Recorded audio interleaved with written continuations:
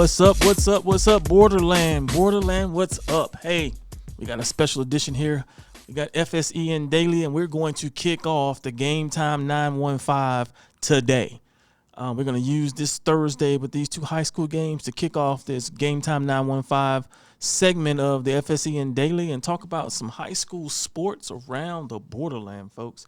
Hey, let's get into it. I'm looking forward to it. Definitely think that we got two really good games going on here on Thursday, and it's going to be a lot of action going on as these two games kick off. One's at 6, one's at 7. I am looking forward to it, actually, as we see who will make their mark. This kicks off the start of the 6A district play here in the Borderland. And so first game that we want to look at is Franklin and Coronado. And I know everybody look at the records and we'll be like, well, Franklin's 3-1, Coronado's 1-3. I'm going to tell you something. Throw those records out the window. This game right here, the West Side Bowl, kicks off at 6 p.m. here in about an hour and some change over at the Sun Bowl. And let me tell you, those two teams are going to get after it. And every time they play, it's a ball game. Now, Franklin, the Cougars offensively will rely on their vaulted running game that's led by Ernie Powers, 125 carries, 1,184 yards, 20 touchdowns on the season. And then they've got Mr. Della Riva with 21 carries, 117 yards, 2 touchdowns to back him up. But don't be surprised now. Look for quarterback Lucas Garza in the passing game to get some action. He's 26 for 48, 436 yards, 4 touchdowns. They're going to have to mix it in and get it to their wideout. Santiago Perez, 10 receptions, 168 yards, and Christian Staple, 6 receptions, 121 yards to get the Cougars out of that 9-man front. Because trust me, Franklin's going to have at least 8 in the box trying to stop Ernie. If they don't, they're crazy. I'm just saying, that young man has ran for 1,100 plus, almost 1,200 yards in 4 games. He's averaging almost 300 yards a game. So they're going to have to step those safeties up to try to stop that running game. And if they do, look for the Cougars to go to the air. Defensively, the Cougars will be led by Joshua Berto, Bodini Guzman. I'm going to go with JG, but Joshua Guzman. 40 tackles, 24 solos, 16 assists. I'm killing these kids' names. 1 sack.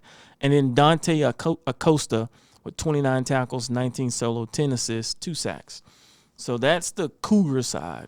Now let's look at the Thunderbirds. And, folks, let me tell you, Franklin's record may have some of you guys spooked, but I got to tell you guys, this is a good team, sneaky good team. They've made runs in the past once things shaped up for them, and so I look for nothing different here. And so offensively, the Thunderbirds led by their sophomore quarterback, Wes Stansbury, 638 yards, 5 touchdowns, 2 interceptions. Now look for him, though, to get the ball into the hands of his playmakers. And that starts with running back Norman Montion with 34 carries, 184 yards. Bryce Rystad, 20 carries, 109 yards, 3 touchdowns for both. And their playmaker, wide receiver, Ben Wilson. You're going to see this young man probably lined up all over the field. I'm talking wide receiver, running back. He might even get behind and take some snaps at quarterback. 15 receptions, 332 yards, 2 touchdowns. And then Christian Frescas, 12 receptions, 182 yards, 1 touchdown. Look for those. If those playmakers can get involved, It could be a long day for for Franklin against Coronado.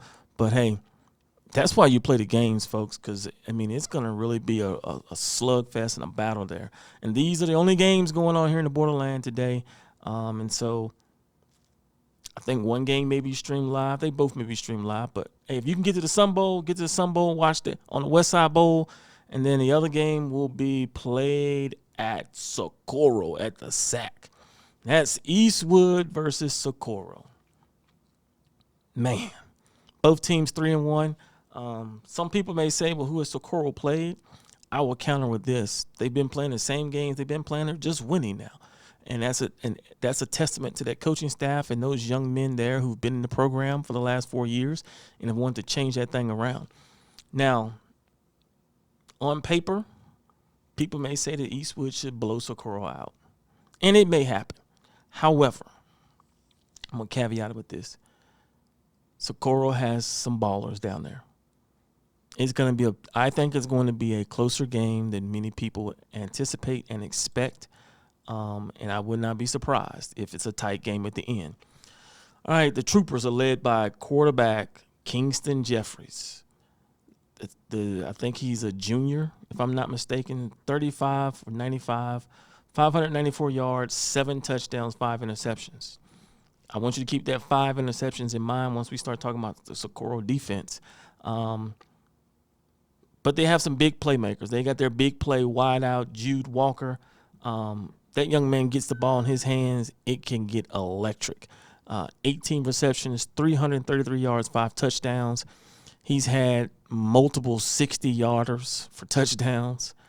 And then look for running back Matthew Ramirez, 73 carries, 471 yards, 3 touchdowns, to also try to make some damage on this Socorro defense.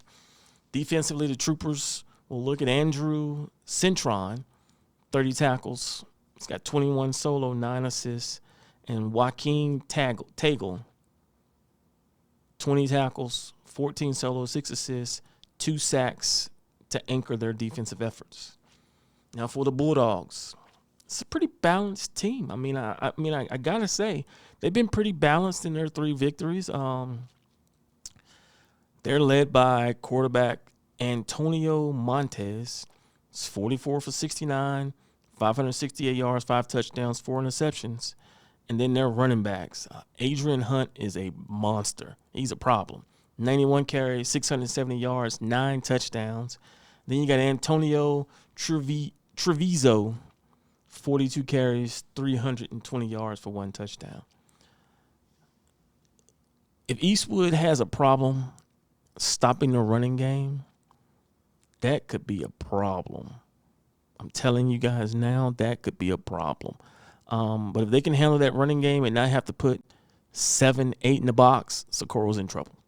If Eastwood doesn't have to put 7, 8 in the box, Socorro's in trouble. But if they have to do that, Socorro has a chance. And I say that and I laugh and it sounds crazy. But if they force that defense of Eastwood to have to put 7 and 8 in the box and go one-on-one on the outside, and that quarterback gets time, it could be a long day for Eastwood. Do I expect that to happen? I don't, but don't be surprised if it does. Defensively, the Socorro is led by Prince Vital, 39 tackles, 26 solo, 13 assists, 1.5 sacks, and Andreas Acosta, 21 tackles, 10 solo, 11 assists, 1 sack, 3 interceptions. I'll say it again, 3 interceptions. Don't throw that man's way. That defense, and that's who's looking. They're looking to wreak havoc here. So I say that all that to say this: you got 2 big games in 6A kicking off on Thursday. One at the SAC, one at the Sun Bowl. Nothing else going on. There's no volleyball. There's no nothing else. Check out one of those games. The West Side Bowl starts at 6. We're about to break out of here and head that way. It's right down the street. And then the Sun Bowl, and then the SAC, the Eastwood Socorro game starts at 7, folks. So just continue to support these student athletes.